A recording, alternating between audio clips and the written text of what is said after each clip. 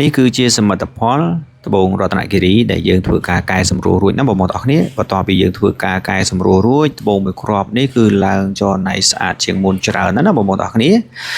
ត្បូងមុននឹងមិនតាន់កែច្នៃចរណៃផនគេអត់សូវស្អាតទេគឺគេមាន window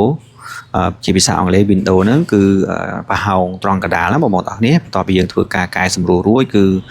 ចរណៃផនគេគឺឡើងចាំងពេញរហូតដល់ទៅ 90% ដែរណាបងប្អូនទាំងអស់គ្នា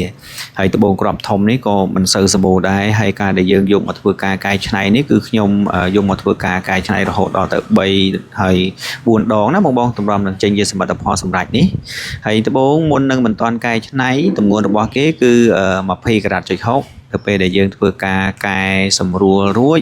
អស់60សតางค์ដែរបងប្អូនអរគ្នាឥឡូវនេះត្បូងនេះគឺនៅសល់20ការ៉ាត់ណាបងប្អូនអរគ្នាយើងអាចយកទៅធ្វើជាຂະຫນាត់បន្តោងខ្សែកឬក៏ຂະຫນាត់ចិញ្ចៀនបានបងប្អូនឆ្លាញ់អាចធ្វើការខ្មោះបានអរគុណ